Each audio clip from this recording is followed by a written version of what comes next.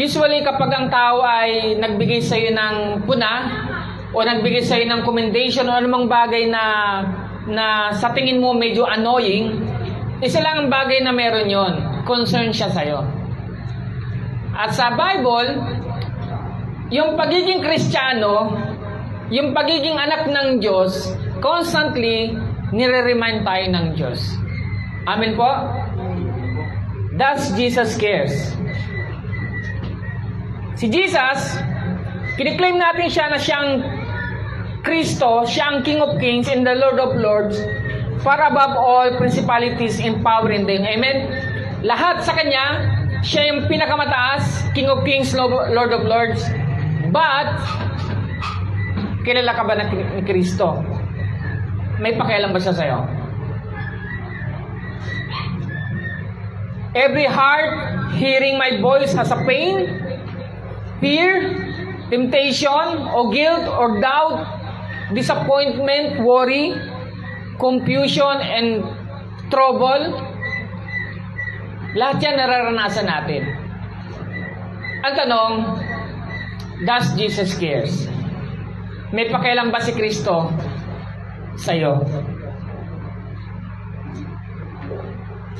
Sa 1 Peter chapter 5 verse 7, sabi rito, casting all your care upon Him, for He cares for you. Amen? May pakialam naman pala. Di ba? Meron naman palang care ang ating Panginoong Kristo Jesus. Lahat, mapamatanda, bata, may kapansanan o wala, maipin o wala, lahat yan. Ang ating Panginoon may pakialam sa iyo. Jesus loves you. He cares for you. Amen? Pero tatanungin natin, does He know? Alam ba ng ating Panginoong Kristo Jesus? Alam ba niya yung mga bagay sa iyo o mga pinagdadaanan mo? Di ba kaya sinabi ko kayo na, di ba? Minsan naghahanap tayo ng nung authority kung bakit ang isang tao nakikialam sa iyo. Sasabihin mo, alam mo ba yung pinagdadaanan ko? Kilala mo ba ako? Alam mo ba yung katayuan ko? Di ba?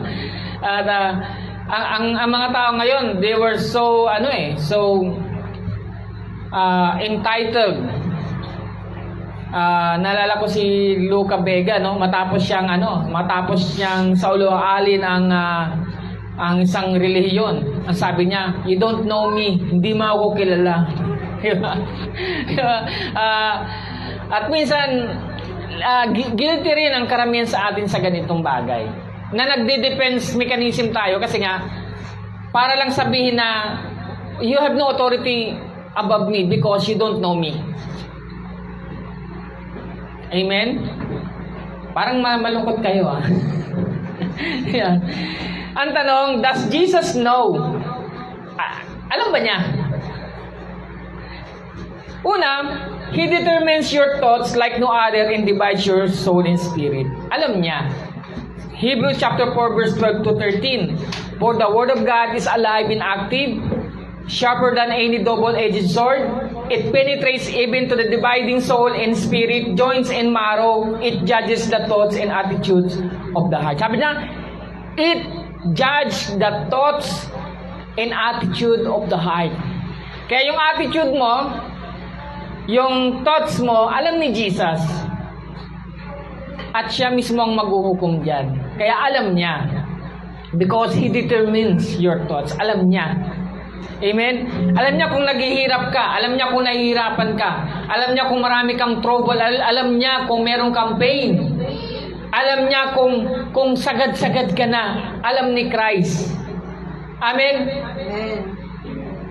Sa 3 sabi, nothing in all creation is hidden from God's sight. Walang bagay na hindi nakikita ng ating Panginoong Kristo Jesus.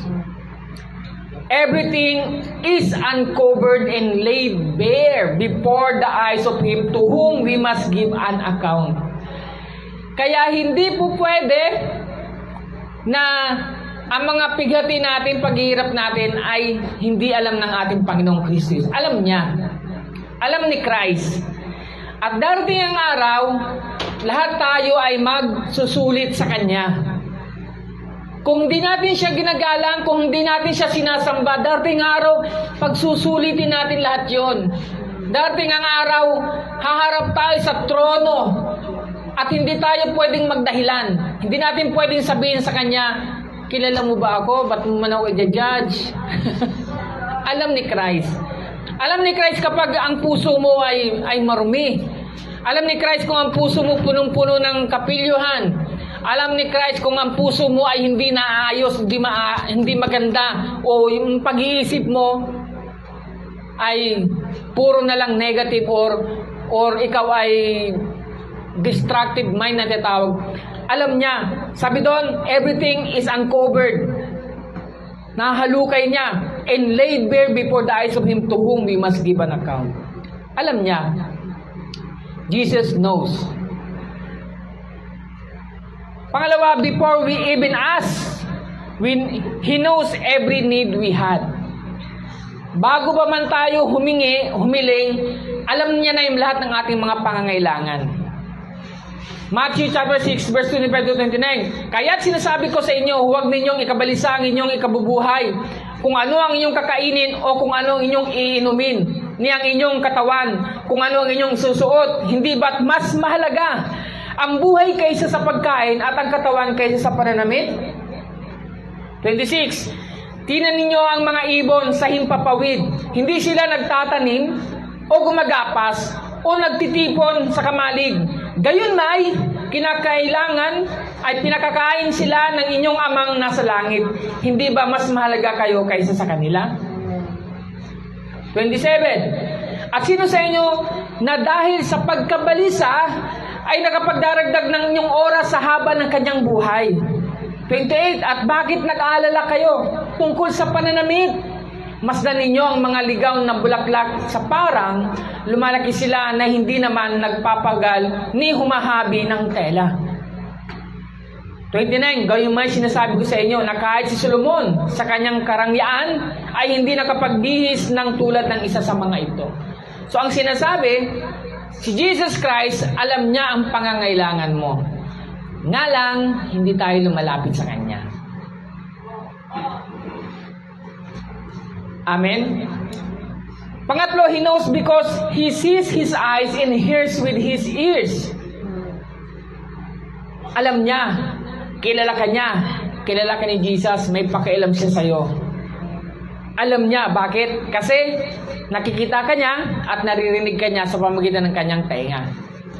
Awit chapter 34 verse 15, ang mga mata ng Panginoon ay nakatitig sa mga matuwid at ang mga pakinig ay nakabukas sa kanilang daing.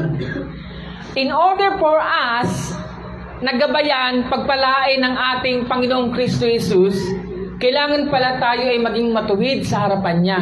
At kapag tayo ay naging matuwid sa kanyang harapan, ang kanyang mga mata ay nakatingin sa iyo at ang kanyang tenga ay ibubukas niya sa iyo. Kasi maraming mga panalangin hindi dinidinig ng Panginoon. Amen? Pero may mga panalangin na dinidinig. Pero bakit ganun, Pastor? Maraming mga panalangin ang dinidinig at ang panalangin ko hindi dinidinig. Kasi nga, hindi ka matuwid sa kanyang harapan.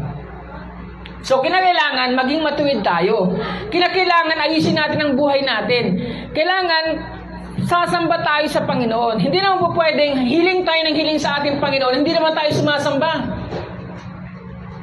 Dapat sumasamba tayo sa Kanya. Dapat ang ating buhay ay nilalapit natin sa Kanya. Amen po. And also, He has known you perfectly since conception and continues to do so now. Bago pa ka pa isilang, kilala ka na niya, alam ka na niya, alam niya na yung pangalan mo. Di ba? Alam niya na ang pangalan mo, Ali. Yan. Alam niya na, ayan ang pangalan mo. Kilala ka na niya. Sa Awit chapter 139 verse 1 to 4, sabi niya, O Panginoon, iyong sinasiyasat ako at nakikilala ako. Iyong pakilala ang aking pag-upo at ang aking pagtindig. Iyong naunawa ang aking pag-iisip sa malayo. So, grabe, no? Grabe si Lord talaga, no? Kilalang kilala ka talaga niya. Kahit yung pag-upo mo, paghiga mo, alam niya eh. Alam niya. Alam niya hindi ka bumangon para mag-devotion. Alam niya hindi ka bumangon para manalangin. Alam niya. Diba? At sabi niyon, iyong naunawa ang aking pag-iisip sa malayo. Kahit sa malayo, alam niya, naunawa niya ang pag-iisip mo. Sa 3, iyong sinisiyasat ang aking langdas at ang aking higaan at iyong kilala ang lahat kong mga lakad. Lahat ng landas natin sinisiyasat ng ating Panginoon. Inaalam niya, anak, bakit diyan ka pumupunta? Dito kita pinapupunta. Pati yung higaan, ang iyong pagkahiga, ang iyong pagkadapa, alam niya, sinisiyasat niya. At kilala niya ang nilakad mo. 4, sapagkat wala pa ang mga salita sa akin dila, ngunit narito, Panginoon, natatalastas mo ng buo. Ay, di ba? Grabe, no? Grabe si Lord. Sabi mo, grabe. Grabe. Diba? Hindi ka pa nakapagsasalita. Nasa isip mo pa lang, ibubukas mo pa lang yung bibig, natatalastas niya na ng buo yung sasabihin mo. Ganun talaga si God. Ganun talaga ang ating Panginoong Kristo Jesus. Now, gusto kong isipin ninyo ito para maging doctrinally sound tayo at para mawala yung pag-alinlangan sa inyo. We know that God is a triune God, the Trinity, alright? At kailanman hindi sila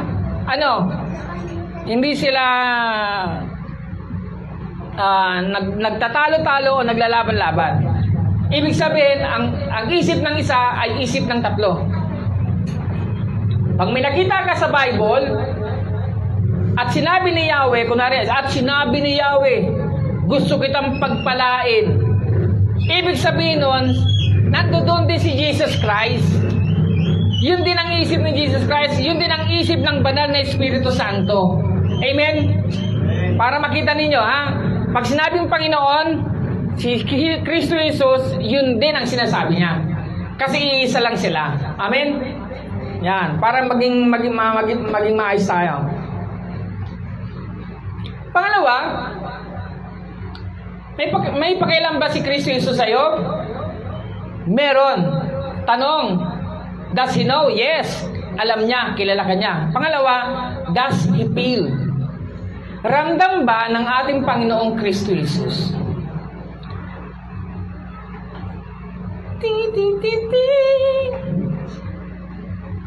Marami sa atin masyadong nagiging emotional na kahit ang ating Panginoong Kristo Jesus ay pinagbibintangan, hindi ramdam ang hirap at sakit mo sa buhay.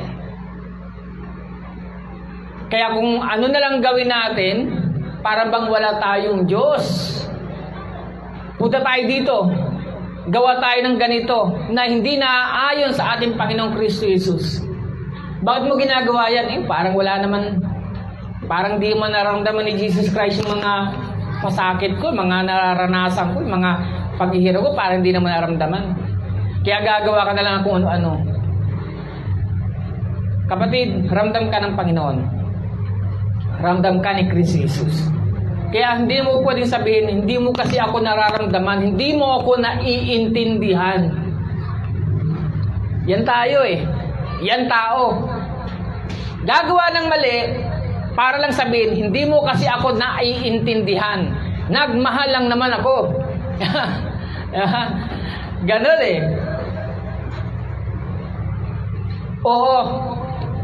Jesus Christ feels you because He is a caring priest, touched with all our infirmities and feelings. Hebrews chapter 4 verse 14 to 15. But therefore, since we have a great high priest who passed through the heavens, Jesus the Son of God, let us hold fast to our confession. Siya ang ating high priest. 15. For we do not have a high priest who is unable to sympathize with our weaknesses. Si Jesus Christ, sabi niya, ang ating high priest, lahat ng mga weaknesses natin, sabi niya, He is the one who is unable. Siya yung able na mag-sympathize sa ating weaknesses. But one who has been tempted in every way as we are, yet without sin. Kaya hindi mo pwedeng sabihin, natukso lang ako. Si Jesus Christ, tinukso din. Naranasan din ni Jesus Christ na matukso ng sobra-sobra. 40 days hindi siya kumain. Tinukso siya ng pagkain, di ba? Kung ikaw anak ng Diyos, gawin mong tinapay ang mga bato na to. Tinukso rin siya. Kung gutom na gutom ka na, di ba? Parang susunggaban mo na yun. Di ba? Minsan, gumagawa tayo ng mga mali sa ating buhay. Sasabihin natin, nakakatukso kasi kailangan lang eh. Kailangan ko talaga. Talagang Si Jesus Christ, naranasan din yun na matukso. Si Jesus Christ, naranasan din niya na inopera ng isang malaking bagay para sa kasamaan. Inoperan din siya noon. Sabi niya, sambahin mo ako. Bre mo, si Satanas, sasambahin ni Jesus. Di ba? Sa buhay natin ngayon, maraming ganun eh. Inoopera ng mundo na to. Di ba? Gagawa tayo ng, wag na tayo magsimba. Wag na nating anin yan. Dito na tayo, may pera dito. Wala namang pera dyan sa church na yan eh. Diba? Dito na may pera. Temptation yan eh. Offer din yan eh. Kaya maraming tao hindi nagsisimba kasi nadaig sila ng tukso ni Satanas. Amen po. And also, Jesus Christ feels you. Nararamdaman kayo ni Jesus Christ kasi He can provide support and assistance because He was also tempted. Dahil nga siya ay tinukso din, kayang mag-provide ng ating Panginoong Kristo Jesus sa iyo. Hebrews chapter 2 verse 17 to 18. Sabi niya, therefore we had to be like His brothers and His sisters in every way so that we could become a merciful and faithful high priest in matters pertaining to God to make atonement for the sins of the people. Kita niyo po? Tayo din. Gagamitin ng ating Panginoon para siya maging merciful and faithful high priest. Di ba? Ibig sabihin, meron siyang provision lagi. 18, for since He Himself suffered when He was tempted, He is able to help those who are tempted. Dahil siya ay tinukso, sabi sa Bible, tutulungan din niya yung mga tinutukso. Amen? Halimbawa, tinutukso kang gumawa ng kasalanan, ng mali, ng dyablo. Sabi mo, Lord, in the name of Jesus, ayaw kong matukso na gumawa ng kasalanan. Yeah? Tutulungan ka ni Jesucristo. Sa pangalan ni Kristo Jesus, hindi ako magiging masama. Di ba? Tutulungan ka ni Kristo. And also, si Kristo, He cares and is the good shepherd, unlike the hireling, He does not run away.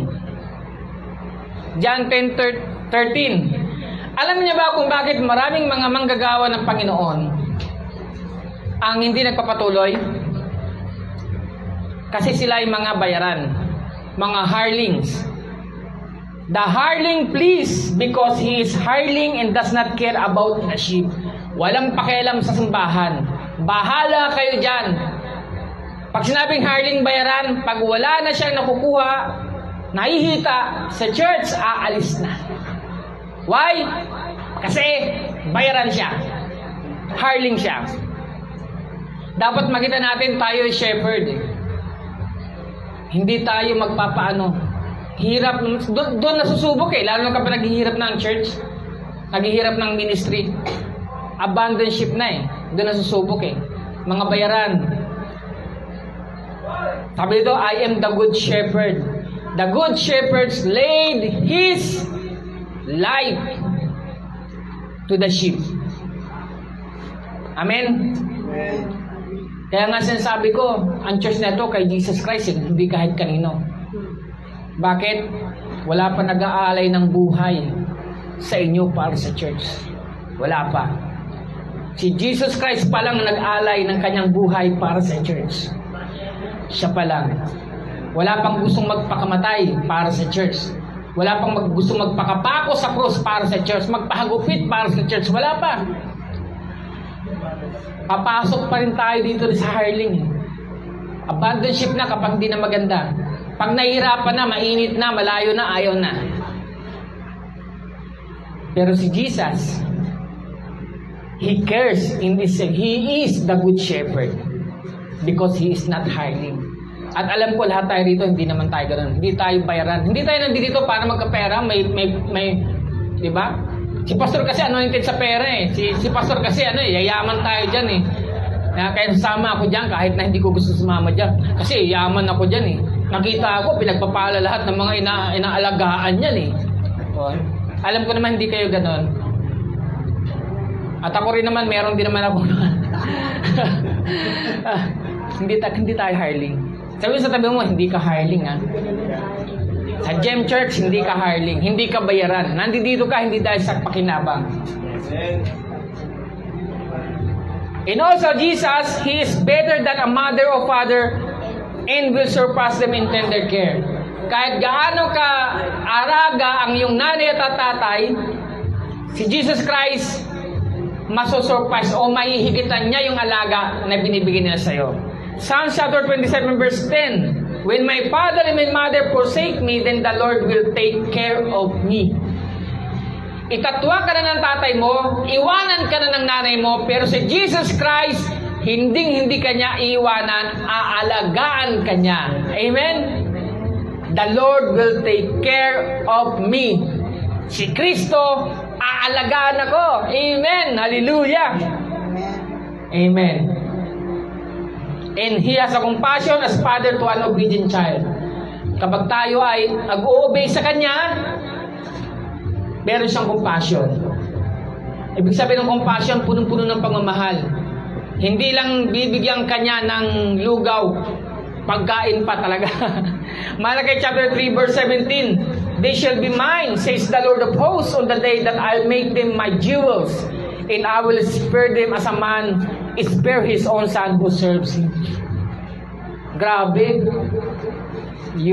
Sabi ni God, I will make them my jewels. Gagawin kayong gem. Amen.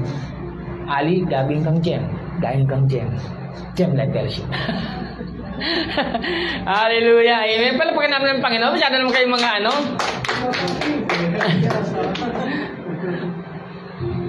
Pangatlo, does Jesus cares? Meron ba siyang time sa akin? Yan. Di ba? May panahon ba ang ating Panginoong Kristo Jesus? Minsan, demand ng time ng ibang tao, pero hindi tayo marunong magbigay.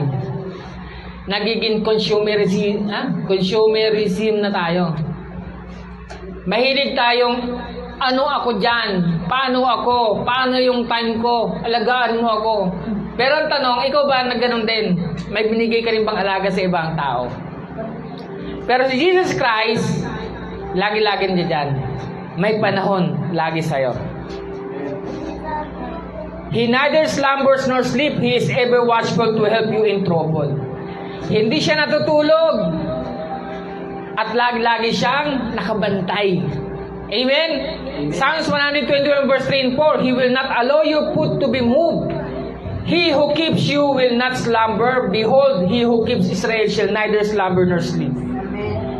Kaya, tama yung kanta eh, natutulog ba ang Diyos? Yeah? Hindi. Pangalawa, He sees every sparrow fall and know the number of hairs in your head. Sabi sa Matthew 10:29-31, are not two sparrows sold for a copper coin, and not one of them falls to the ground? Apart from your Father's will, but the very hairs of your head are all numbered. Do not fear, therefore you are more valuable than many sparrows. So ang buhok mo pala ay bilang na bilang ng ating Diyos, ng ating Panginoong Kristo Jesus. Alam na alam yan. Bilang na bilang.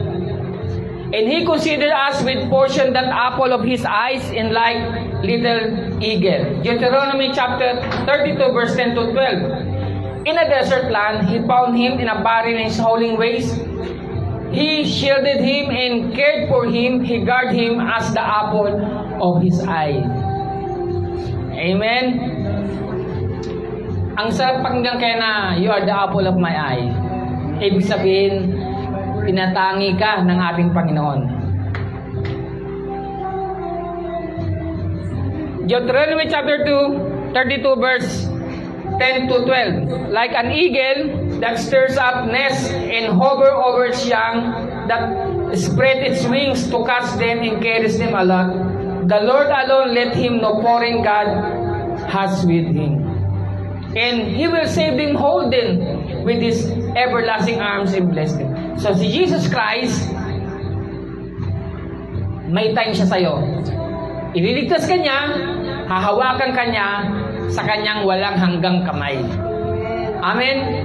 Deuteronomy chapter 33 verse 26 to 29. There is no one like the God of Jeshurun, who rides across the heavens to help you on the clouds in His majesty.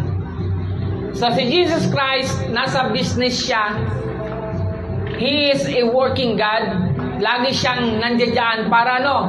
Para tulungan ka at ipagpalain ka. So 27, the eternal God is your refuge, and underneath are the everlasting arms.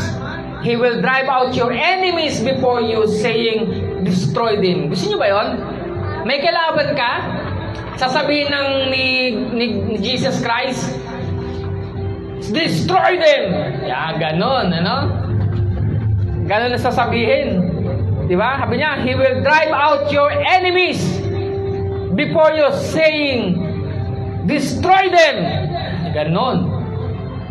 Parang maganda yata yung sabihin niya na. 28. So Israel will live in safety. Jacob will dwell as secure in a land or grain in new wine, where the heavens drop dew. And 29, blessed are you, Israel, who is like you, a people saved by the Lord. He is your shield and helper and your glorious sword. Your enemies will cower before you, and you will tread on their heights. Does he know? Does he feel? Meron ba siyang time? Or does he help? Jesus Christ ba, siya ba ay tumutulong? Tumutulong ba ang ating Panginoong Kristo Jesus? Yes. Dahil una, look the tender care of love in affliction He gave His people Israel. Sa Isaiah 63:9, pinapun ninyo, in all their affliction, He was afflicted, and the angel of His presence saved them. In His love and in His pity, He redeemed them, and He bore them and carried them all the days of old. So, tumutulong talaga siya. Amen? Sa kanilang affliction, di ba sabi niya, siya mismo has been afflicted. Yung kasalanan, yung parusa na dapat ipaparusa sa atin, dahil sa tulong ng ating Panginoong Kristo Jesus, hindi na tayo hinagapas. Hindi na tayo pinako. Hindi na tayo kinurunahan na kung ano-ano. Di ba? Hindi na tayo namatay. Si Jesus Christ niya yung namatay. And He gave strength and grace to Paul to rejoice in his prior pain. Tinan po ninyo. 2 Corinthians chapter 12 verse 7 to 10. Or because of this surpassingly great tribulation, therefore, in order to keep me from becoming conceit, I was given a thorn in my flesh, a messenger of Satan to torment me. 3 times I plead with the Lord to take it away from me. Sa 9, but He said to me, my grace is sufficient for you, for my power is made perfect in weakness. Therefore, I will boast all the more gladly about my weaknesses, so that Christ's powers may rest on me. That is why, for Christ's sake, I delight in weaknesses, in insult, in hardship, in persecution, in difficulties. For when I am weak, then I am strong. Pinapunin niya si Jesus Christ. Sabi ni Paul, si Satanas, aba? Merong agent sa akin, sabi niya gano'n. may yung karamdaman. Pero si Jesus Christ, pinapalakas siya. Binibigyan siya ng strength at binibigyan siya ng grace. And also, He delivered disciples with ease when they were afraid of storm. Gusto ko pong makita ninyo ito nung nagkaroon na ng bagyo sa dagat, nandoon sila Jesus, natutulog na si Jesus dito eh. Tapos yung mga disciple niya talagang aligang-aligaga. Mark chapter 4 verse 38 to 41. Jesus said, "It is still sleeping in a caution. The disciples woke him and said, 'Teacher, don't you care if we drown?'" Guro, wala ba kayong pakialam kung kami ay malunod? Pero sabi ni Jesus, He got up, He rebuked the wind and said to the waves, "Quiet, be still." Then the wind died down and it was completely calm. 40, He said to His disciple, "Why are you so afraid? Do you still have no faith?" They were terrified and asked each other, "Who is this? Even the wind and the waves obey Him." Tumutulong ba ang Panginoong Kristo Jesus? Yes. Panglima, does He change? Nagbabago ba ang Diyos? Nagbabago ba si Kristo Jesus? Nagbabago ba ang ating Panginoong Kristo Jesus? Yes.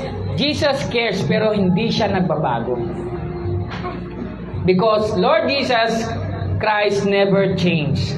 Jesus Christ is the same yesterday, today, and forever. Sa Hebrew chapter 13 verse 8. Kaya kahit na anumang kasalanan na ginawa natin, kapag pinatawad ka ng ating Panginoong Kristo, hindi magbabago yun. Patatawarin ka niya. Amen? Tutulungan ka niya. Amen? Amen. And the Lord's mercy is eternal and extends to His own.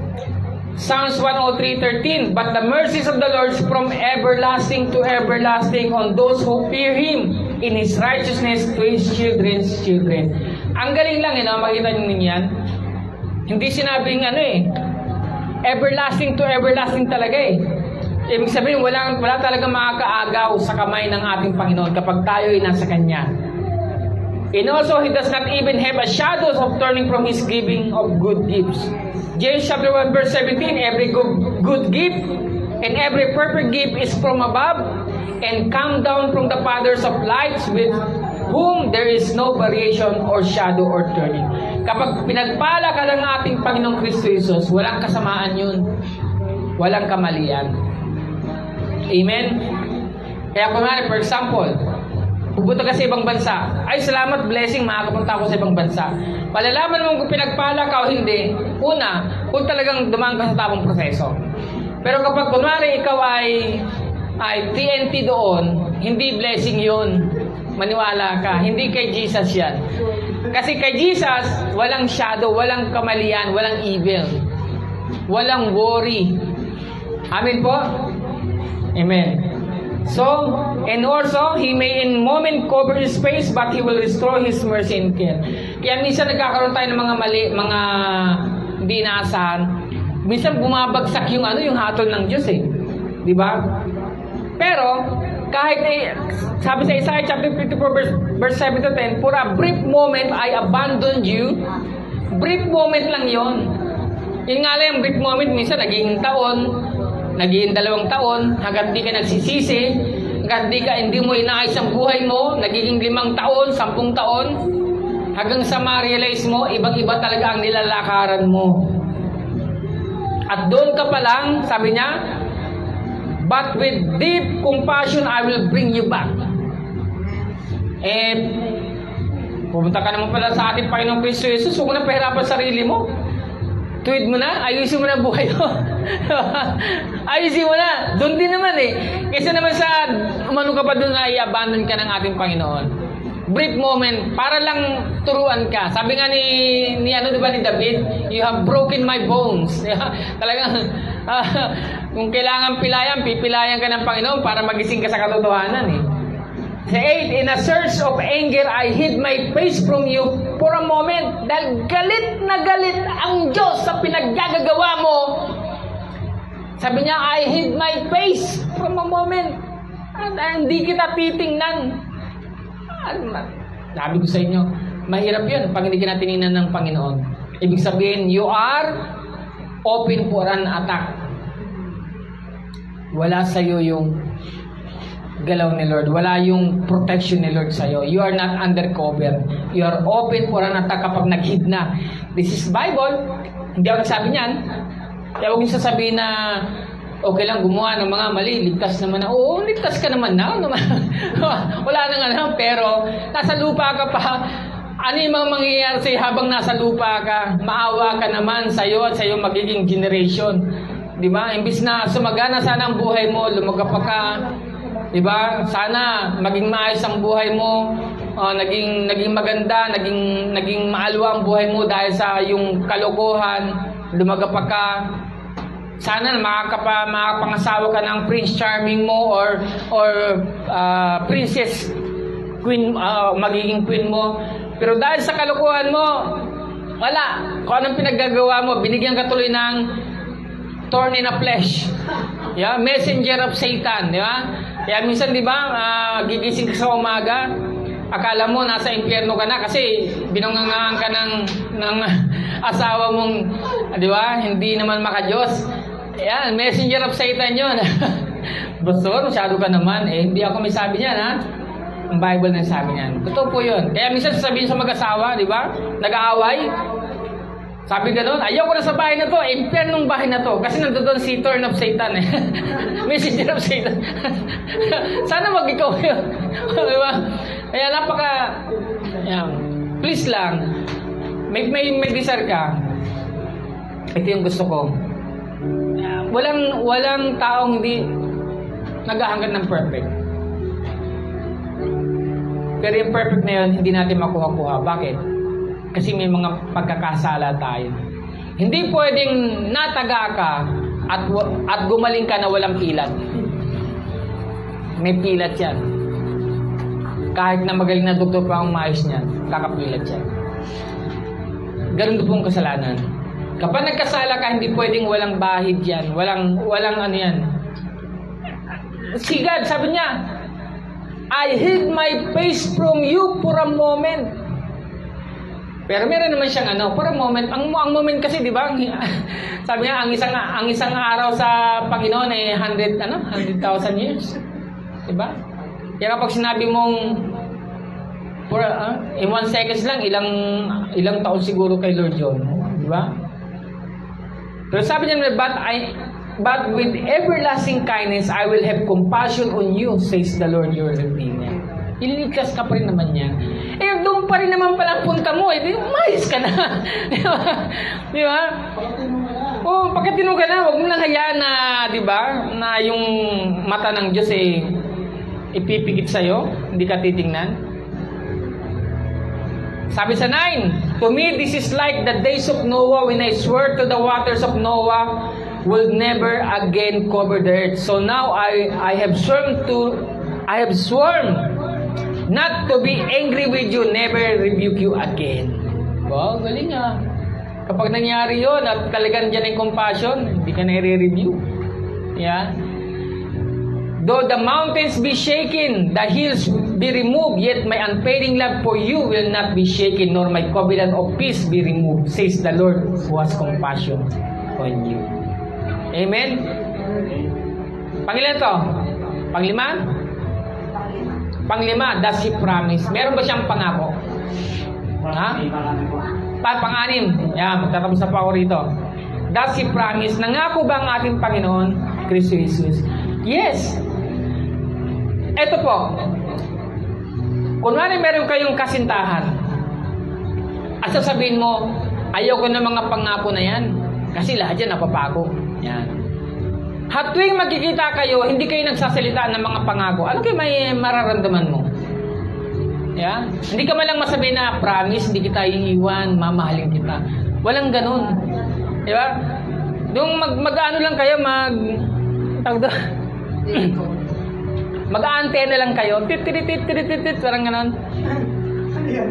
Kaya, o kaya yung teacher mo, hindi ka pangangakuan na kapag nag-aaral ka, ipapasa kita. Ano kayo mangyayari sa'yo? Napakahalaga po ng promise. Yes, may mga promise na hindi tinutupad. Pero hindi pa rin yan nadidipit ang essence ng tinatawag na promise, lalo na sa Panginoon. Napakahalaga ng promise. Eh dati ko napakahirap ng buhay namin. I promised to myself, hindi pa ako Christian noon, hindi na ako na magiging mahirap. In that promise manifest, God see me. God see my heart. Amen po. Let us reflect on His promise sa Isaiah 41 verse 10. Sabi niya, fear not, for I am with you. Wow. Be not dismayed, for I am your God. Walang ibang Diyos na meron ka, ako. Ako may likha, sabi ni God. Ako ang may likha ng lahat. Ako yung Diyos mo. Ibig sabihin, you are protected, you are under cover. I will strengthen you. Wow, grabing promise yan. I will help you. I will uphold you with my righteous right hand. Sinong gusto ng pangako na to? Amen. Amen. Amen. Hallelujah. Di ba sarap ng pangako na to? At sa 42 verse 21, let's reflect. Isaiah 44 verse 21, remember this, O Jacob and Israel, for you are my servant. I have formed you. You are my servant, O Israel. You will not be forgotten by me. Hindi ka niya kakalimutan. Sinong gusto nitong kalimutan na ng Diyos? Ayaw kong magtaas. Di ba? Ayaw. Mas maganda pa rin yung essence ng promise na doon pa rin napakalaga. Kaya yung sabihin, hindi ako nagbibigay ng mga pangako. Bakit? Ang tanong ka, bakit hindi ka nagbibigay ng pangako? Ba't hindi ka nagpa-promise? Kasi wala kang balak talaga mag-promise. Gets po ninyo? Gets po? May mga ayaw talaga mangako kasi wala naman talaga siyang balak gumawa ng magandang pangako. Amen? Tingnan natin sa Hebrew chapter 13 verse 56. Reflect tayo rito. Let your conduct be without covetousness. Be content with such thing as you have. For He Himself has said, I will never leave you nor forsake you. So we may boldly say, the Lord is my helper. I will not fear. What can man do to me? Anong magagawa ng tao sa akin kung si Kristo, kung ang Diyos ay kasama ko? Amen? Yan ang pangako niya. Pangpito, ito yung reference niya. So, di ko na sasabihin to. Mga ginawang milagro ng ating Panginoong Kristo Jesus. Ginanahan lang talaga ako gumawa ng mensahe. Ito yung requirement. Does He requires anything? Yes!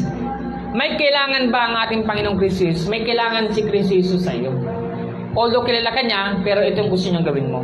He says we can come boldly to His throne of grace when we need His help. Kapag kinailangan natin siya. Hebrews chapter 4 verse 16, let us therefore come boldly to the throne of grace that we may obtain mercy and find grace to help in time of need. Kailangan natin lumapit. Amen po? Kailangan natin manalangin. Kailangan natin mag-church. Gawin natin, i-please natin siya. Yan ang paglapit sa Panginoon. Hindi yung manalangin ka lang, paglapit na hindi.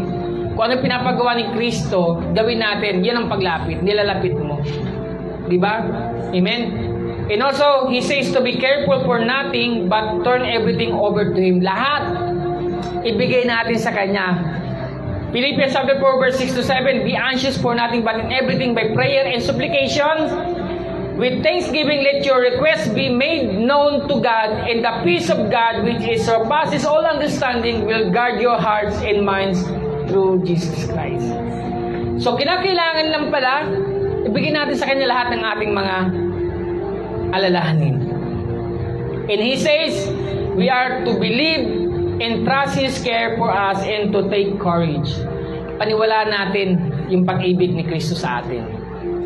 Amen po. Psalms 27, 30 to 14. I would have lost heart unless I had believed that I will see the goodness of the Lord in the land of the living.